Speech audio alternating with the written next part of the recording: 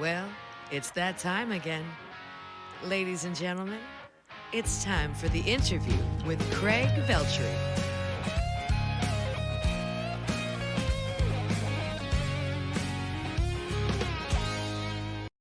Thank you, Megan Pennington, and welcome to the interview. Though born in Iran, our guest tonight brings a prolific yet fresh spin on country and Americana. Songs like Jimmy's Party, which we will play at the end of this episode, are certainly upbeat country, certainly positive, and all from a very fresh and original artist. She has worked with a plethora of various artists across genres, which is why her writer's round at Bobby's Idol Hour in Nashville often feels like a hodgepodge of style. I'm right at home. On a personal note, and perhaps a moment for full disclosure, our writing sessions have always been productive, focused, and cordial. Our song Golden Highways, will be featured on Moonshine, Vagabonds' debut record, Inside the Cabin, and a few more songs will find themselves on future Craig-Veltri releases. Recording live and on location in Nashville, Tennessee, here she is, C4. C4, welcome to the interview. Hello, hello. Thank you for having me, Craig. Glad that you're here, and thank you for inviting me to your digs. We'll talk about that, but I want to start with the name C4, which I actually just found out why that happened, and thankfully it has nothing to do with plastic explosives. Explain how the name came about. And well, I am a woman, just handle with care. So there is that. Genteel. So why C4? So it's not CEEFOR like you would think on Facebook. I just had to use that name as a, like a whatever you call it, just a lick 'em and stick 'em and set up a page years and years ago. Right. But I am actually Cecilia before. I'm Cecilia. By the way, I called you that once. You were so mad. I did almost thrash you within an inch of your life, didn't I? So why the It was probably a Tuesday night. Yes, perhaps. So I'm Cecilia. My mother's Cecilia. My grandmother's Cecilia. My great-grandmother's Cecilia. And so when I was born, we were all in the same room, and my dad came in to behold the splendor of me. I take it you were daddy's. And he said, oh my God, there's too many of you in the room. C1, C2, C3, C4. And my mom's like, don't ever call her that. But everyone started calling me that, and I've been C4 ever since. Well, your story begins in Iran, but really, I would guess the memory turned on in rural Maryland, if I remember correctly. I was born in Maryland, and then my mom and dad came here to have me, and my dad had some business here. I'm half Middle Eastern, that is correct. Okay, so you were born on American soil. I was. Okay, so you can still be president. Yes, I can still be president. I'd be a good president, I think. I'm very diplomatic, and let's just have some pie and talk this out. Making deals and stuff like Exactly. that. But there was some back and forth. Yes, but I spent my first 5 years in Iran, and then moved here when I was 5. So I do remember being in Iran. Actually, I remember some of my earliest memories were laying on my mother's couch, on my father's couch, listening to Leo Sayer, When I Need Love, on the headphones, and belting it. Made me feel like dancing. I know, exactly. At the top of my lungs, screaming that song out to the world, in the Middle East. So did that Middle Eastern influence find its way into any of your songs? We can talk about the way you tune your guitar and things like that, but I'm sure that isn't the reason why you do that, but is there any other things maybe from that culture, time signatures, references? I would say all of the above. I just have a different ear, I would say. I did grow up on a horse farm in Maryland, and I listened to rock and roll, and like you say, I love all genres. I was a child performer, and so I did a lot of singer-songwriter stuff, Kermit the Frog, what was that one, the clown song, My Funny Valentine. I grew up in theater. Yes, I grew up in theater, so I love theater. I would have never guessed. Yes, right. As exuberant and expressive as I am, and I love to sing so loud. And so, yeah, I do. My teacher said that in my time signatures are a direct reflection of my Middle Eastern propensity to when I create music, because I have one song that has a measure in the chorus that goes all the way around. It ends at the end of the chorus. And there really is there's no end until the end of the chorus. It resolves, kind of thing. Are there also differences in like emphasis on beats perhaps as well? Yes, I have a natural desire to do like a 6/8 or, just a random, add a note, drop a couple. I call them God breaths. God breaths. Yes, just a little bit to make you think, to wake up, not be so caught up in the American dogma, which I love American dogma. Do not get me wrong. I'm actually wearing my Canadian tuxedo today. but I grew up on a horse farm. I grew up taking care of animals and getting my hands dirty and spending my summers down by the creek with my pony and my dogs and riding through cornfields and, just enjoying life. So being in that rural farm setting, was country music in that? I mean, because mostly you do country music, but is that what is on now as well? I really thought I was going to be a rocker. I grew up listening to ELO, Queen, Pink Floyd. These were what I would call my influences. But being a child of the 70s and 80s, I also grew up watching Smokey and the Bandit, Dukes of Hazzard. So I really, 9 to 5, the movie came out, everybody watched that. So I think I was obviously much more influenced than I had thought that I was. And also playing an open G, I purposely stayed unschooled. I went to a music teacher for 4 years, and I told him I don't want to learn any standards. I don't want to learn a rock standard, because I know music, I understand music, I understand the concepts of music, I studied music, I joined in music in college and studied classical music during that. So I have a grasp of music. I just wanted to throw it all out the window and do my own thing. To explain open G to a listener that may not understand guitar tunings, what happens in an open G chord, an open E chord, an open D chord, it's basically that. They have tuned the guitar not to a standard E, A, G, B, E tuning. They have tuned the guitar to match the particular chord. In C4's case, a G kind of tuning. Is that just kind of where your voice rests, or how did you land on that tuning? I lived in Galveston, Texas, and met a guy and was talking about singing and how I just really wanted to sing, I wanted my own medium, and piano, I just couldn't imagine myself carrying a piano around. That's the biggest barrier for a lot of keyboard players in any town, really. And that, that might be another reason why I enjoy different sounds on my guitar, because I was, introduced to piano very early, so maybe that's why I have a little bit more different sound. But he said I could just, I thought it'd be just so hard to learn how to play guitar. It was just too complicated for me.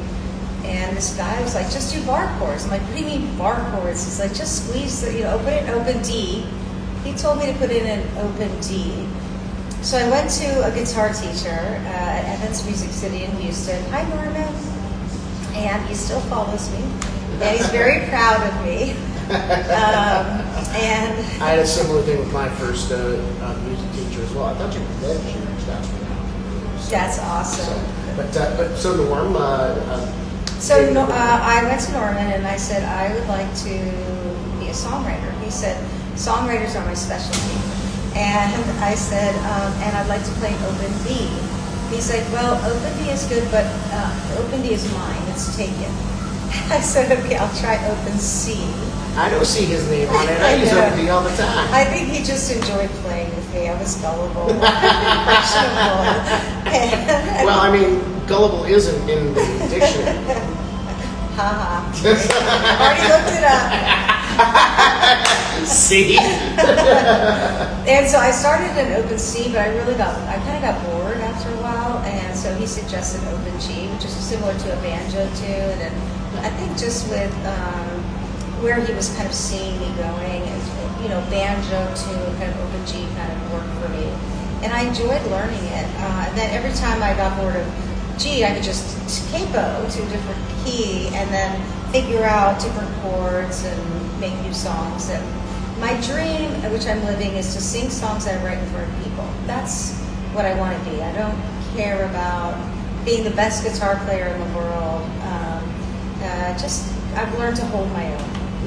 We're here with C4 on the Craig-Veltri interview, proud member of the Scarfire Media Podcast Network. For more on Scarfire Media, visit our website, scarfireradio.net. Check out all of our artist services. If you need a demo done, if you need a press kit done, if you need help getting booked in Intercity USA, please contact us at scarfireradio@gmail.com and visit our website, scarfireradio.net, the voice of the independent arts.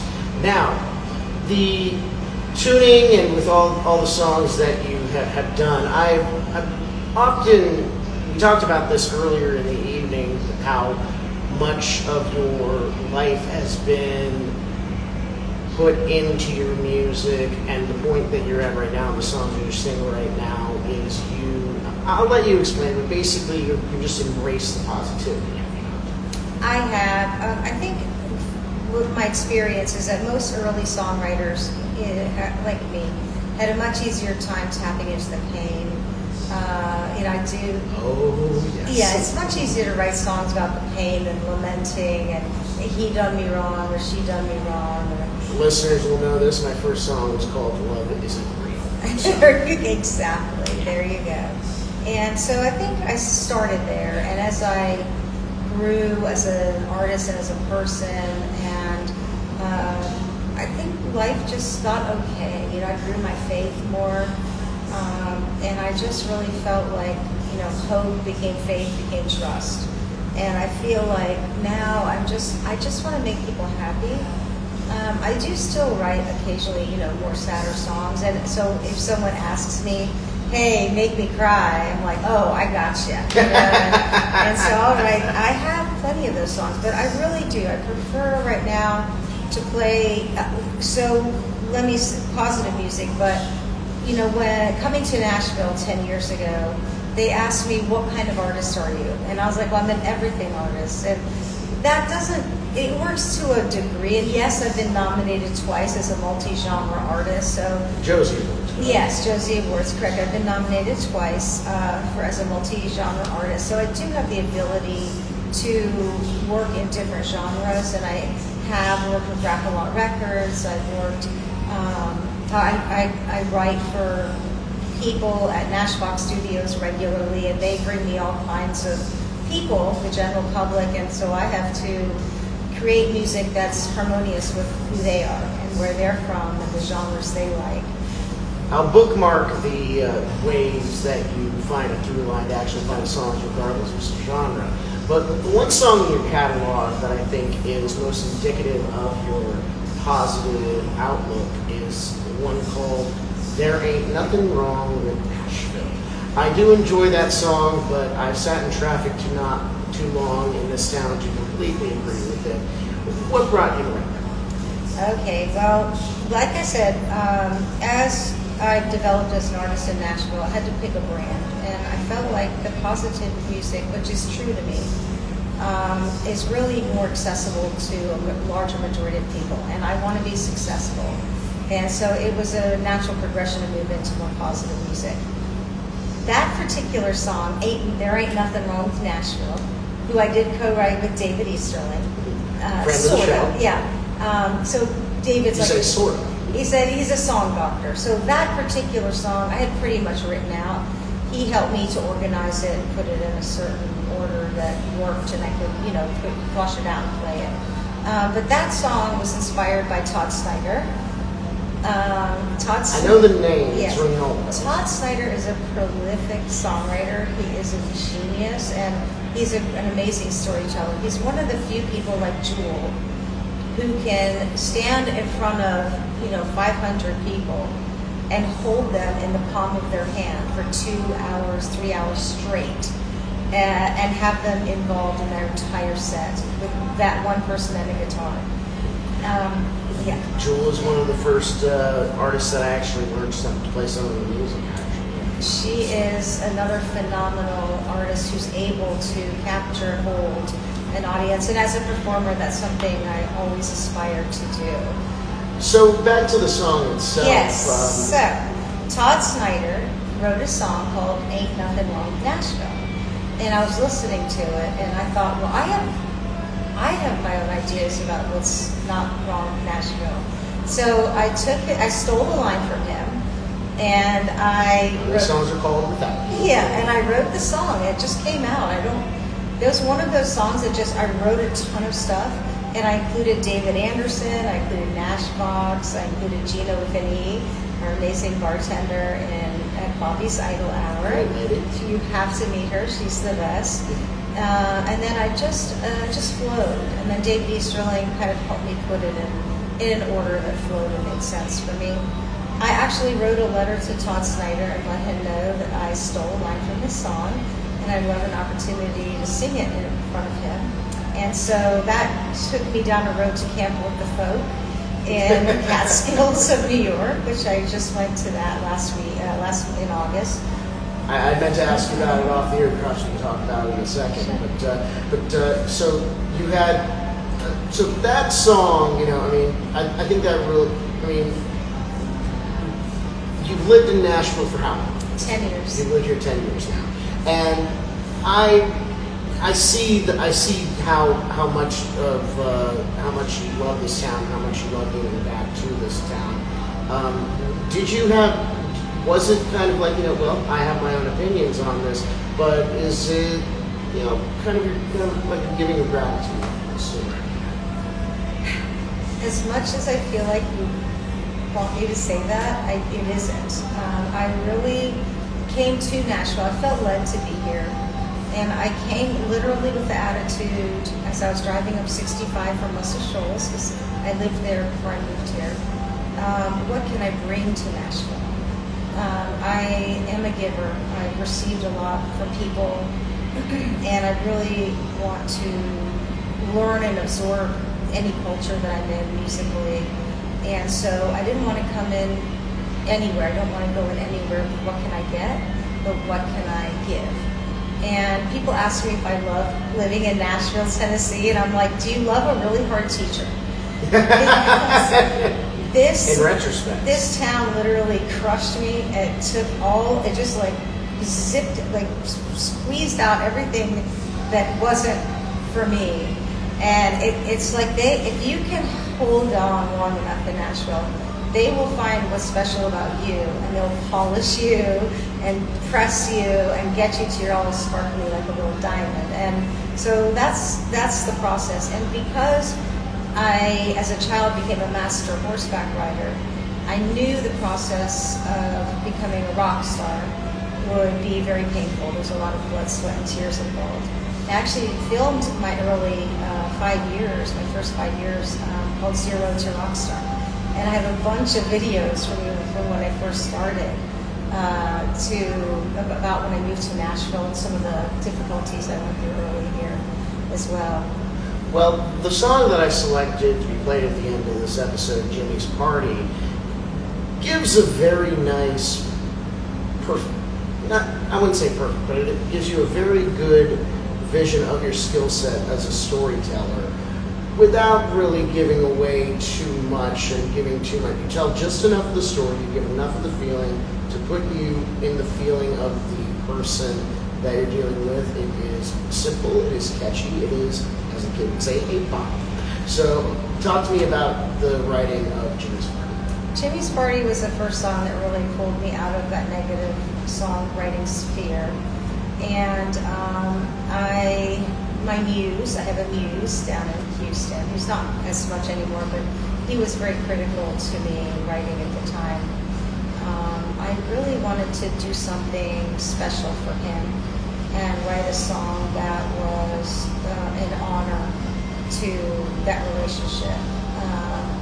And so I had to really literally flip myself to find a positive thing, and that's where Jimmy's Party came from. It's another one of those songs that just came out really fast and found all the right chords. So, when I first started learning how to write, I had to figure out where the changes were, which is why they don't always work. And then I had to learn to breathe through the song. There was a lot. I was growing so fast, and I'm just pushing myself to be a performer, now. I took one guitar lesson and went out. But Jimmy's Party really was the turning point for me. And that actually got me a record deal here in Nashville. As far as your writing process is concerned, my standard question to any songwriter is this. Are you more of a waiter or are you more of a writer? Meaning, are you just waiting for the inspiration to hit you like lightning, or are you somebody who is writing diligently every day? I've seen you in action. I would say that you're definitely a product of elbow grease and time. It depends on who I'm writing for and or with. I'm always waiting for inspiration from the muse. I wrote a song thanking my muse, the muse of Music Row. So those are more of my personal songs. And then when I have to write professionally for people, corporate gigs or off the street type people who want a song, I have to create. So I have to become very utilitarian and very economical, and really listen and be able to process and make poetry immediately and find the melody. And then there's co-writing, like when I write with you. I was just telling my friend, you're basically a human jukebox. I've described myself as such. And so I find it very easy to write with you because you have such a wide library of music to choose from.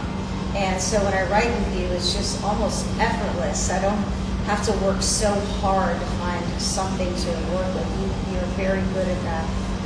And then it's in formats that I can work on myself and create and produce as well. I feel the same way because it sounds like we have a lot of the same frame of reference: classic rock, old school country, which moving to Nashville kind of opened the doors for me on that. I admit I'm a little late to the party on a lot of the classic stuff, but working on North Broadway, you learn really quick. And if you've listened to any of my stuff and you've listened to me do a lot of different genre stuff, I mentioned earlier in the interview that with the many people that you were, was there one in particular that was so difficult to get through that you did wind up having something that you actively point to in your discography? You mean songs versus structure? I love? Yeah, it's like something that was really outside your wheelhouse, but you still managed to get something in here. Okay, so I actually do. I wrote a song with Joe Rigg called Lost Inside a Dream, and Joe has worked with me on 3-chord songs, but he loves to put that 4th chord in. And that song was so amazing that I actually called one of my friends who's a teacher. And I said, hey, I've got a song that I need help with finding on my open G. And I sent him the song, and then he worked on it, and then I went in and paid him to find a couple of notes that I couldn't reach on my own. And so that song now I sing all the time. So that is a perfect example of a song I co-wrote that I absolutely had to grow musically and learn an extra chord or two, or just an easy way to make it, pull it off so that I could sing it. And then another one that I worked on with God, I know that's weird, but it's true. For me, it's my truth. There was a song I wrote down in Muscle Shoals where on the piano I wrote it where, C, D, E, and it just goes back and forth. But I was trying to transpose that on the guitar, and I didn't know how to because I didn't want to carry a keyboard for one song. And I was praying, and God's like, just do this. And literally, the chords just came. and now I can play it. It makes me look like a really good guitar player. But I literally, God showed me where to put my hands. So those were a couple of examples. So that you see the difficulty in technique. Do you not see any difficulty in genre? When I first started doing this, when I decided that I was going to be an all-original songwriter, God had me listen to classic country. He literally told me in Texas, put on the 97.1, I think it is classic country, with a Willie and all these.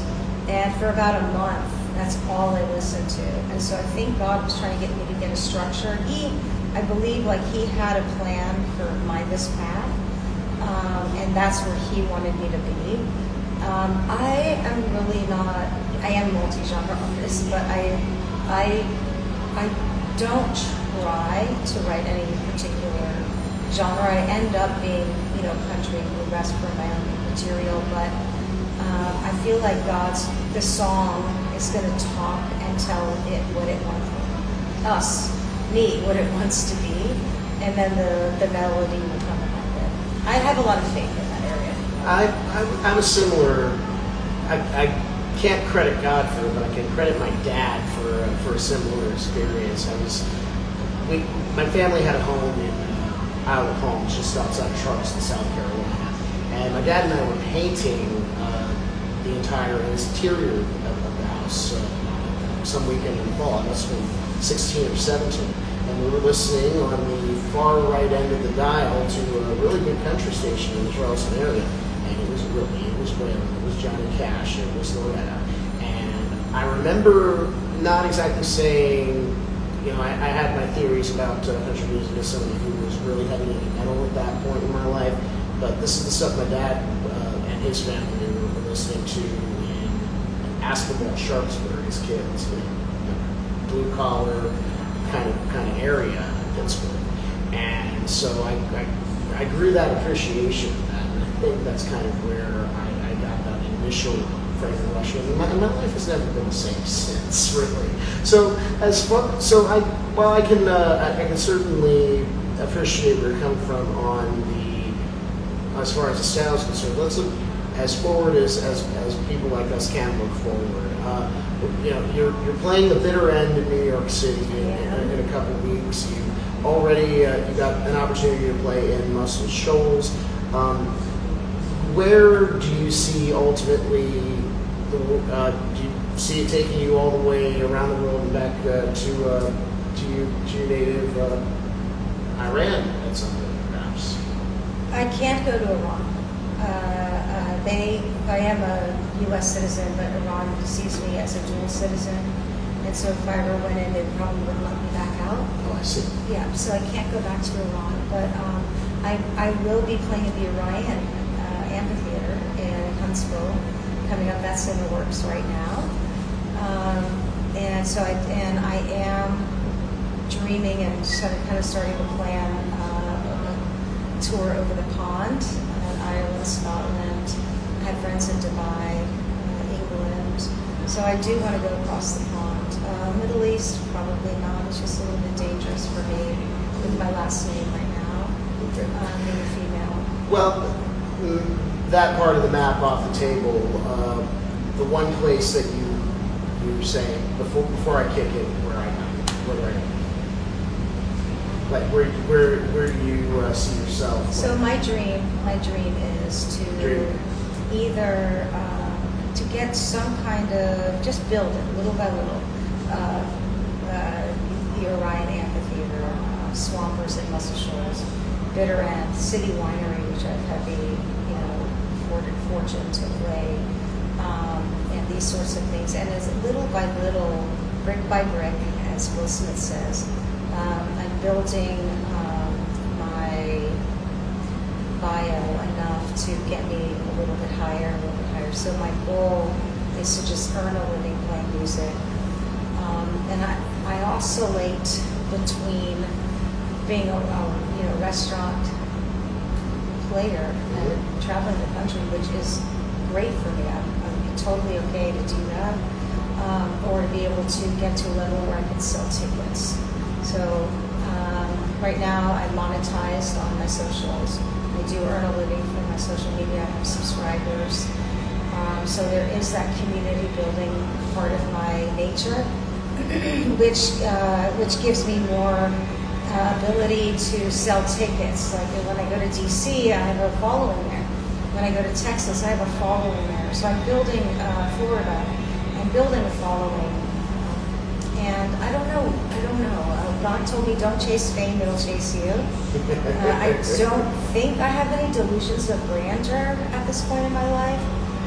But I'm here for it. I just want to sing songs I write in front of people, wherever that may be. Well, if I have anything to say about it, you're going to race it for. We have a nice way of closing here on the Craig-Veltri interview. It's called the no-kidding questionnaire. A couple of rapid-fire questions. First thing that comes to your mind, whenever you're ready, and away we go. Childhood celebrity crush. Elvis Presley. Okay.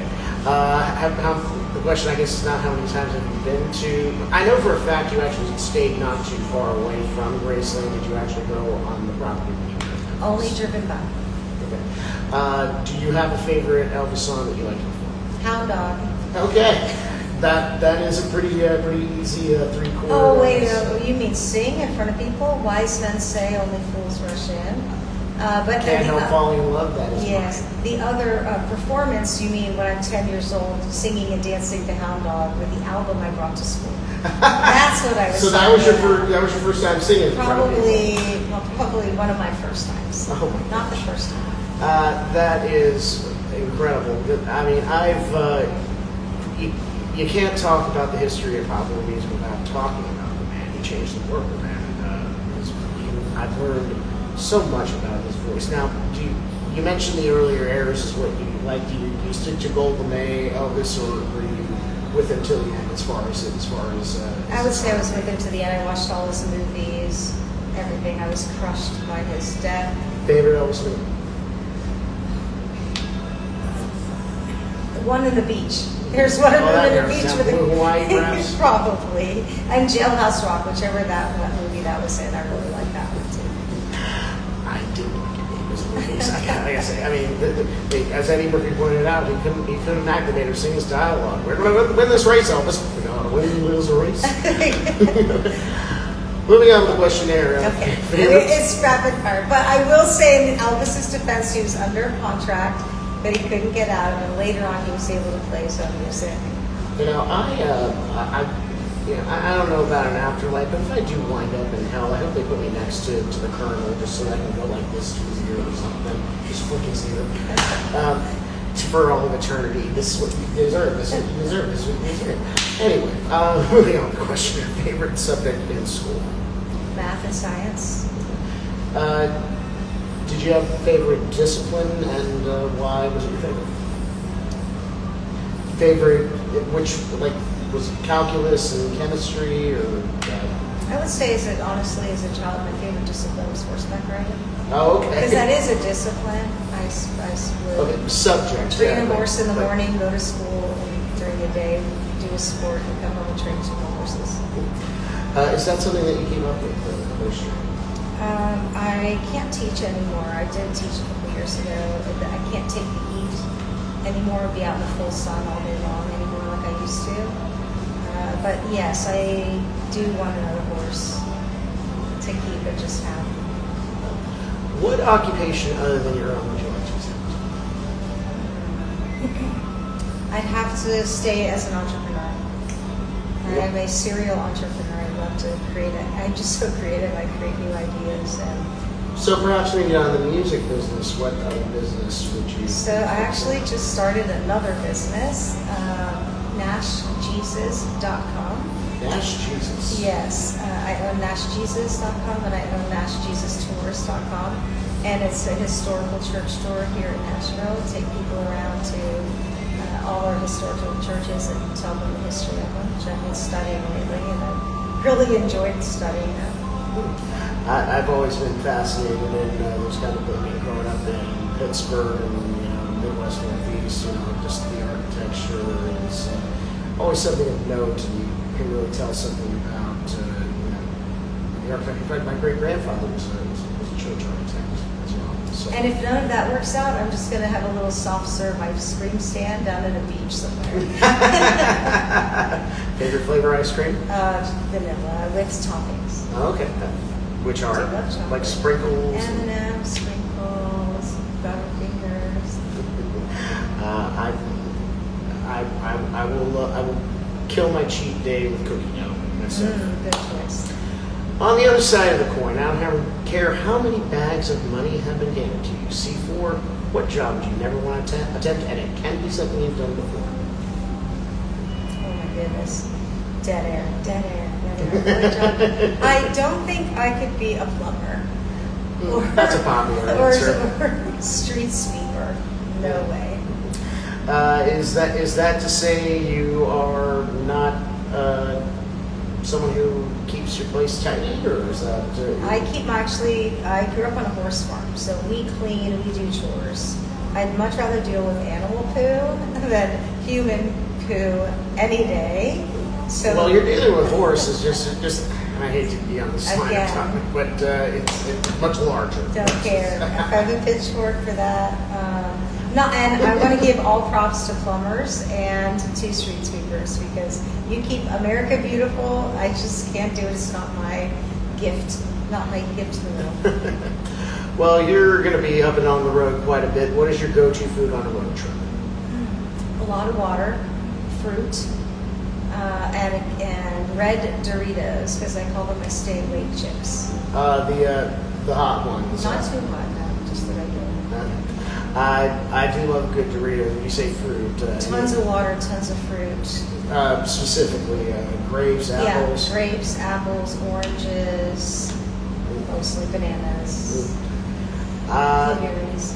Okay, so if it can go into a blender and make a nice smoothie, it'll probably be somewhere in your car, not blended. So. Probably, yeah, exactly.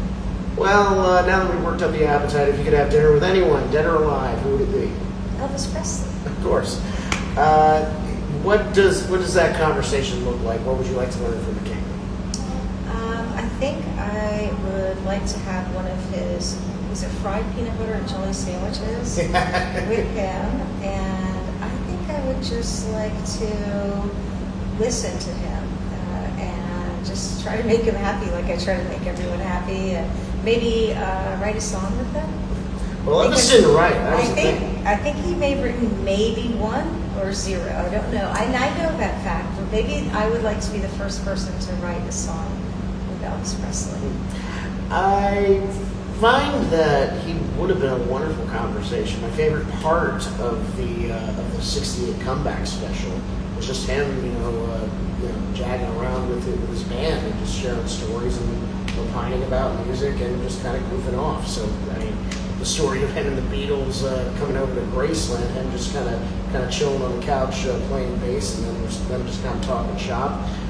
I take that to myself for sure. I think that was some of the most peaceful time that he had here. C4, what is your biggest pet peeve?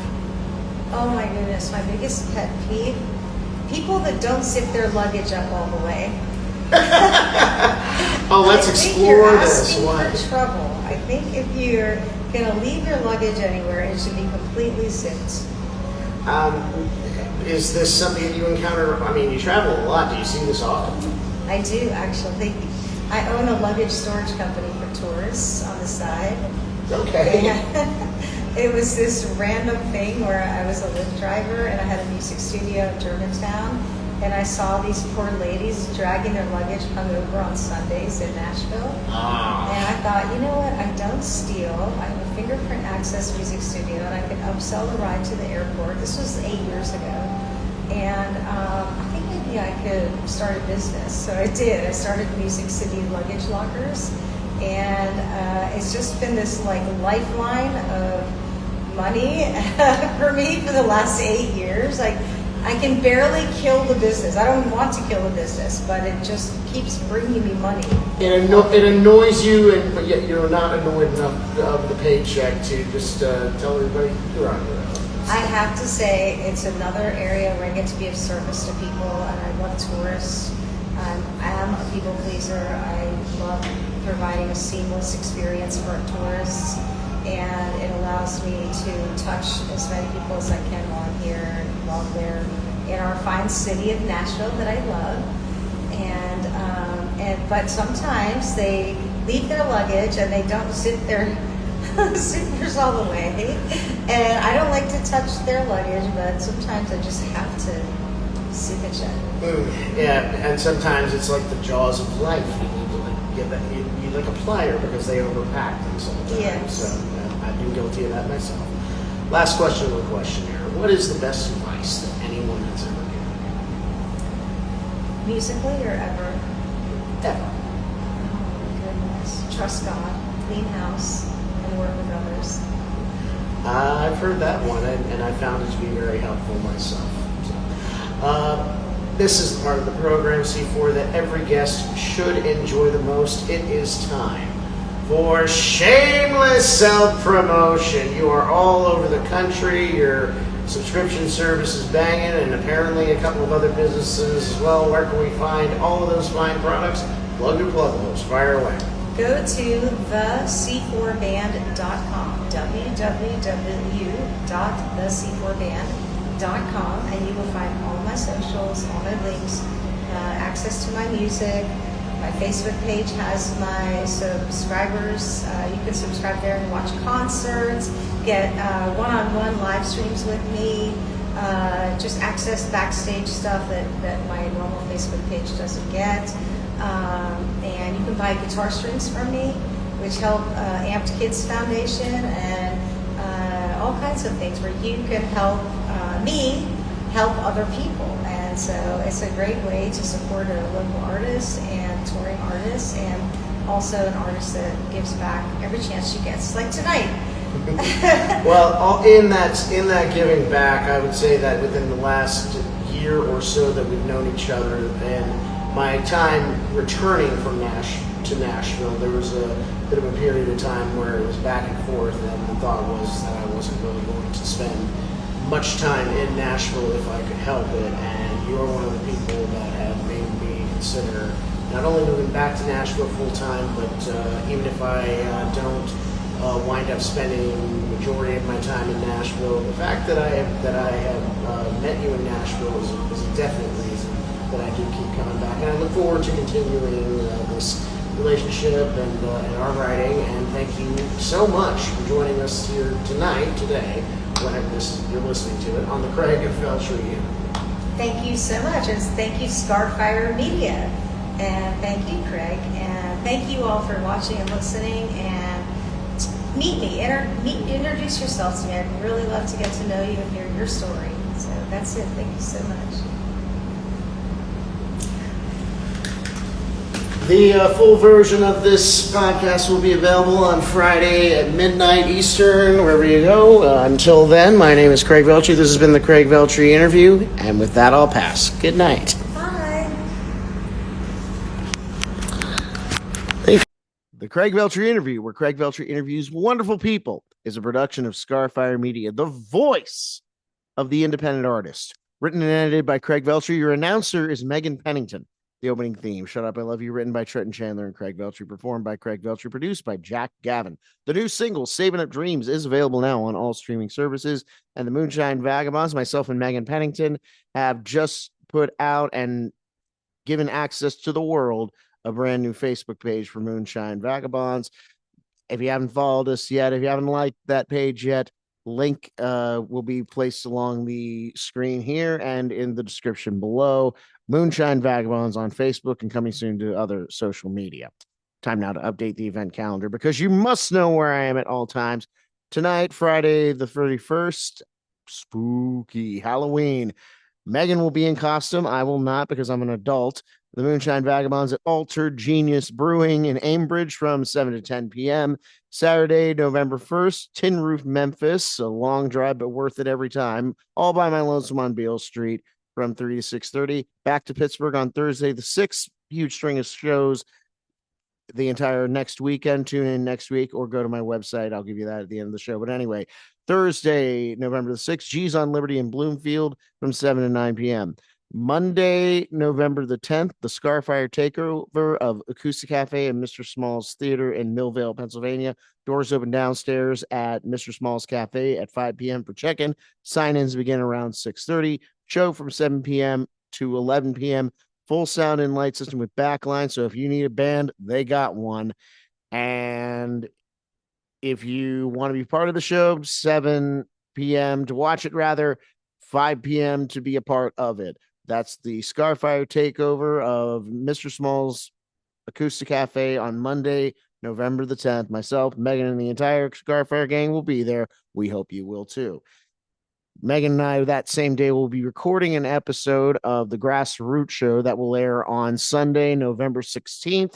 This will be the first time anywhere that Moonshine Vagabonds will be playing over airwaves songs we have written for the Inside the Cabin record. So hope you guys will tune into that on the Grassroots Show, which will be available on their website after airing, but will air Sunday night on the rock station 97.7 Butler Radio. Thank you again to Utah Burgess and Bob Cup for having Megan and I in studio. For full dates, go to craig-veltri.bandzoogle.com for booking info, including full band in this podcast. Email me at craig-veltri-official@gmail.com. You can find the interview on Facebook by searching the Craig Veltri interview, YouTube at Craig Veltri Music, and you can find me on Instagram, or as my old roommate, the Tommy Thomas used to call it, Instagirl, at craig.veltri. For C4, I'm Craig Veltri, and this has been the Craig Veltri interview. With that, I'll pass. Here's C4 with Jimmy's Party on the Craig Veltri interview, proud member of the Scarfire Media Podcast Network.